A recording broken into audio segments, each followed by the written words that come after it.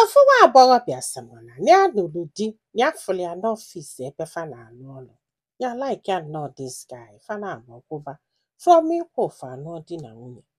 So ya wee bata wee tụrụ ime. Ọ sị m nne ya mụrụ na-etu ka afọ ime na-adọ. Na stress ya pasị n'afọ ime enye ha nwụsigo. Si bụ ịmara ndị ga-abụfa dị ime, ya ofu mkpụrụ ume ama ndụfa n'afọ. Ya na ha na-anọgide je ụlọ ọgwụ jee ṅụọ ihe anụnwa IV just to nweta strength. O sị bụ na ya bugidere afọ ime mgbe ụfọdụ ọ dị ya ka onye were aka wụpụ nwa gị aka ume. Na sa akwa ka ya na-ebe na mgbe a na-ebu afọ ime ịmagolo die instead ọ ga na-enye aka ọ na-amụ ya sọ njakịrị. Ọ nọ sị ya ọkwa ife ụmụ nwaanyị na-eme ka ị na-etili mkpu niile a na nne ya mụkwalụ n'ili na nne ya mụkwalụ n'ụna. Ịmagolo ntụ ma ọ ga na-ekọrije na-epeti ya ịmagolo ọ na-amụ ya sọ njakịrị. Onye nwa mmụọ ise, onye nwa mmụọ ili. O si na okwu ọ na-agwa ya na-ewute so much. So ka ọ kazi njọ ya akwụsị ọrụ ozugbo still ikute ume mgbe ụfọdụ na ya ga-edinegide ofu ebe. O jesie nata ya na-ayọ anyelili ya aka like ịsa arụ or anything di ya ajụ. Ya wesị a ka akpọta mmadụ di ya jụ sị na ya chọrọ mmadụ na biya na ya chọrọ ikpe. Ọ sị ma ọkwa na ya wee bugide afọ ime busie mụọ nwa. Na ya che na afọ ime bụ ọlụ. Na nke bụ ọlụ bụ ịmụsịa nwa mgbe enunwa ụmụaka ji eme fadinela na ma fa alalụ n'ụla the first 3 months.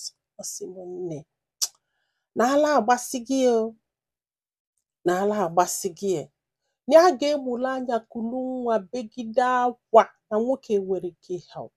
Na ihe ọ ga-eme nwe welu pilo bụ ọ na apology dị n'ala. Na ibeketa akwa nya ịmara na mami ya nọrọze ndụ. Ya wee ya onye sị anya kpọta mama ya nwa. Ọ sịwa na mami ya ama mbịa na ofu nwa ka ọ ga mụrụ na ya chọrọ mami ya. Ọ sị m nne ka nwanne ya nwaanyị abịakwanụ dị eju. Ọ sị bụ na ya begidere akwali n'anụ kilikie bidozie gbaba di ya nkịtị. O jesie batara ya ma ntụpụrụ ya ọnụ. Na ife ya before ya anụ di ya bụ a clean lady. Mana since ya mụrụ nwa Chineke lee. Ịbatagodo ebe a nọ imela ọsọ. Na ya ga-ekugide nwa nwa bele akwanye isi nwa dọkata nwa bebe akwanye sori ebebe. Na ala gbara ya ka a na-eme ihe a ka a na-akpọ this guy asị. Ka a na-eme ihe a ka a na-akpọ this guy asị. Ya nọkọtasị mba n'ihe a bụrụ ihe a ga-eme. Na wee nọgide wee na-aga n'isi one day ndị mmadụ wee fịa wee jụbịa ife meenụ. Ma ọ na-anụzikwa di. Ebe afọ ka a nọ wee malụ na esigo na mmadụ pụọ. Na ya da emezi mbọ. Na ya da emezi isi. Ụlọ ọtọ gbuo oji. Ife anyị aghasasịa dịka onye ala. Ndị mmadụ wee jụbịa kedu ife meenụ. Ya wee nalụ wee nebe onwe na miro nekete wee sị mba ihe abụrụ marriage na ya chọrọ sị. Ya wee sị die na ya chọzikwanụ. Ndị mmadụ chekwe na ya na-egwu egwu. O jebe ọlụ pụta ụtụtụ ya paaki ngwongwo ya na be nne ya. Ọ natacha ọnya na ọfụrụ ya. O wee gbalụ wee bịaba be nne ya. Wee ralụ wee nata wee gbalụ wee bịaba be nne ya. Wee bịa wee yọbịa. Ya sị ya na ya chọzi. Adịka a nalụ be nne ya na ya wepụrụ okwu court. Sị na ya chọrọzi. A na-abụ wee pụọ court wee lụọ wee kpebe. Jọọjị wee jụbịa wee sị ya gbọrọ na one ka ị na-ehelp nwunye gị. Ọ sị na o nwere. Ka ekwena ihe iji jụ na nwunye gị agba mkpọta mmadụ. Ọ sị na ya chọrọ. Ya chọrọ data attachment with the family. Nyekwe n'aka isi na ịmanye aka na nwaanyị a ga-ekulu nwa abalị niile ụtụtụ niile gbogo gbede yes na ị na-alụ ọlụ this lady ọkwụ na-alụ ọlụ iwe bịa kanọbịa. Ọ sị yes. Andị ka ọ dị ime ọ kwụsị ọlụ. Ọ sị yes mana ya na-provide. N'ife nne ya gwara ya bụ na ife dị ọlụ nwoke bụ just to provide for your family. Every other thing bụ nwaanyị ka ọ dụ. The girl wee sị George na o nwere mgbe a ji wee chọọ ka ya hapụcha karịa anya entirely. Na ọ na-alụ ọlụ ya na-alụ ọlụ before wee nọrọ ya. Kịta alụnwa na enwere ike ịlụ ọlụ maka na di ya chọrọ mmadụ. Na ya da ekwuzie in fact na ọ bụgodo na ya na-alụ ọlụ na ya chọrọzi. Na di ya nwere woman sympathy.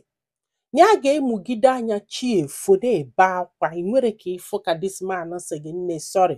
Ọ ka nkudo onu gị nwa. Ọ ka mme nka. Na mgbe ụfọdụ na ya da asa arụ. Ndị m nne ka agwa m eziokwu na ya tara afụfụ rinne.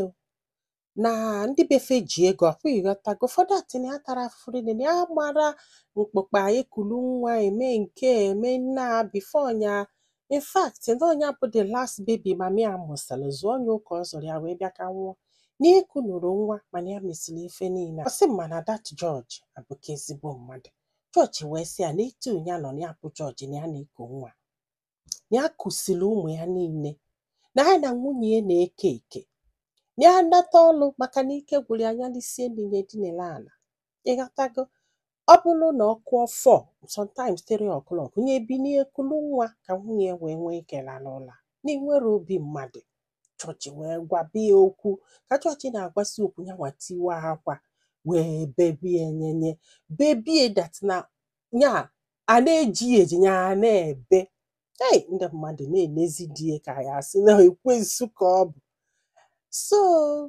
George wee si die ma na ọ chọrọ ọ sị na ya ka chọ yọbazia biko si na ya ga-echenji na ya nwa na enwere okwu experience na ihe a bụ nwa izizi na ya afụrọkwu mgbe papa ya ji nyere mama ya aka eku nwa na o nwere ka ya si wee malụ ịmagolu fancha niile bebezi akwa na kọtụ bezie wee sịfa afa na ka faje chee deten ọ sị m nya wee na be nne ya doli ya arụ maka na fa nweche ma maids na-anatafa na-enyere ya aka na-eku nwa na-ezuo ike na-elie nri na-aga salon na-eme nke a na-eme nke a ụnụ amago ndị amụrụ weta ọsị m kịta na di bịa na-ayọ sekpula na-ayọ si ya ga-akpọtazikwa omedi na ya ga na-enye aka ihe ọbụla ọ chọ ọsị m nne bọtụ ya fụsila anya n'afọ ime afọ na ọ bụla etu ka afọ ime si adọ na ya ga-asị hey Jizọs nwere ife dis girl ekwuru n'ife a chọrọ ịma bụ ọdụnụ ka dis man ochegedigo ọnya gbaghalị ya na afụfụ ya taa n'ofu nwa ya taa anya na nwa na-abụ na ya ga-anwụkwa adụka ọkwa nwa ga-aza afa gị nwa isele igbo gị wee mụọ amụzia ịhapụrụ sọ nwaanyị aka okube ike gwụrụ nne biko mmasị gị hapụ di gị nye second chance nye second chance ọ ghọtago mgbe George ji wee wekwuola ọnụ ya wee gwa ya na ya na-eku nwa mebi na ọ ga-ekubezi ọ bụgoro na ọ ma nke okpọta onye ga-enyere gị aka maka hapụla di gị maka na ọ dị eku nwa gwa anyị filo na comment section maka na ọ ga-enyere this girl aka iji gba ife ọ ga-eme ma nyekwazalụ m aka tụso ozi a ka olu ndị ọzọ ntị ndị be anyị daalụnụ ka ọ dị n'ụbọchị ọzọ